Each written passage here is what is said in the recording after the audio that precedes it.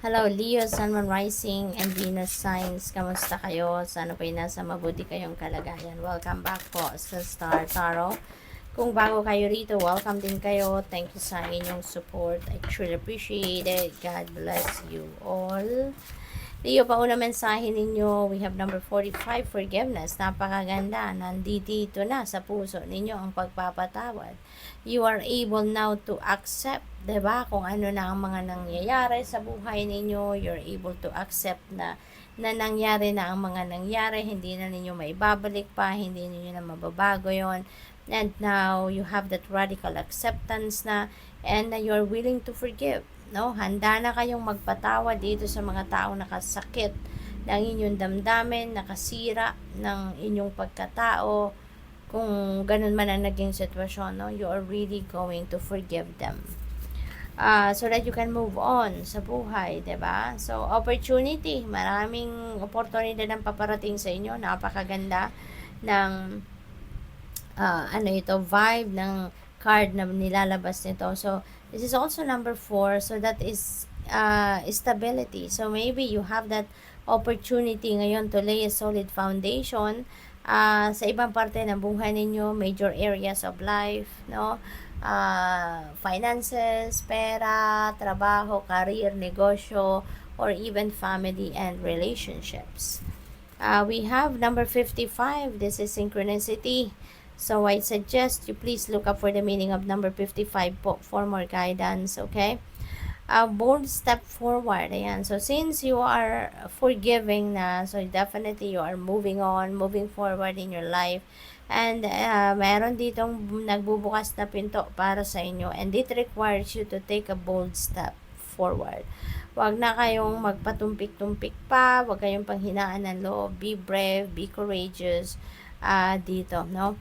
And this is a new door na nagbubukas sa inyo para panahon na para mag-grow, mag-thrive, mag-evolve into the best version of yourself, and to enter into a different dimension sa buhay, no? So, this is very exciting. This is new for you. Adaptability, napakagandang quality ninyo ito sa ngayon that you're going to display. Your flexibility and adaptability that will bring you to where you need to be, no? Papunta kayo sa tagumpay, papunta kayo sa pag-move on, makakarating kayo diyan, no? Hindi kayo yung tipong mareklamo, hindi kayo whiner, no? Hindi kayo complainer. Kaya makakarating kayo kung saan man, kung ano man ang ine-envision ninyo for yourself, whatever that is that you have set yourself, no, to do, magagawa ninyo 'yan. We have number 54, initiation. Ng iba sa inyo dito, Leo, is entering your spiritual journey. Nasa spiritual awakening energy kayo sa ngayon. Kaya maaring may mga ganap sa buhay ninyo, symbols, signs, synchronicities, no, na pinapakita sa inyo ang universe, and that is a call for you, no? That is a call for you to step into your spiritual journey. At maaring you are answering the call dito, no? Kaya nandito na kayo sa initiation energy.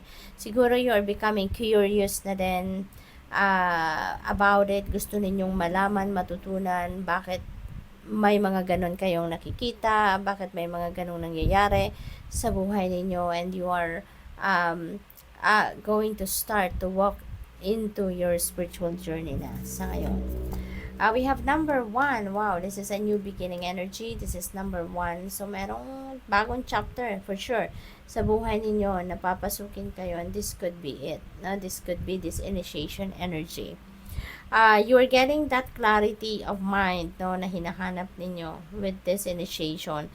Makukuha ninyo yan as you walk towards the spiritual awakening journey ninyo. Unti-unti you will get that clarity na hinahanap ninyo. Mai-enlighten kayo, no, kapag nandiyan na kayo. For others of you, Leo, maybe kayo ngayon, tidying up, no, ng inyong tirahan talaga.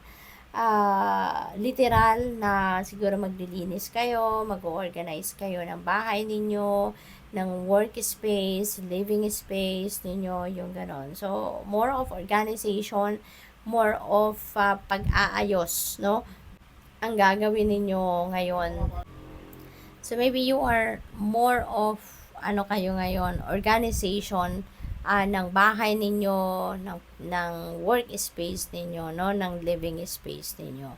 So maaring meron din kayong mga ano sa ngayon, no?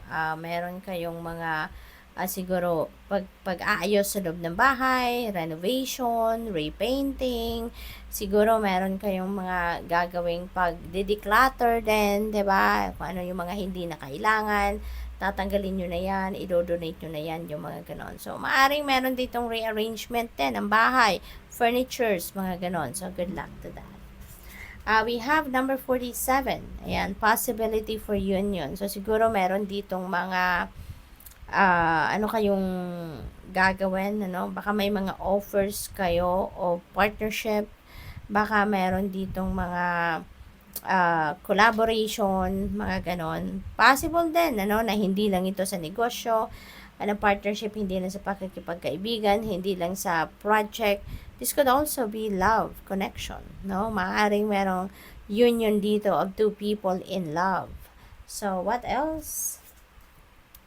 We have number 57, unmarked trail, revelation. Ayan. So, feeling ko, linked ito dito sa initiation energy, Leo. You are going to be, guided, no, ng universe dito. Kung paano ninyo ina-navigate yung spiritual journey na ito, no? So, be on the lookout for those intuitive messages. Kasi you will be divinely guided. Bubulangan kayo dito kung saan kayo magsisimula, ano ang mga gagawin ninyo, you will be guided. Leo, kaya pay attention to your intuition, okay? So, good luck. Thank you for watching. Love and light. Namaste.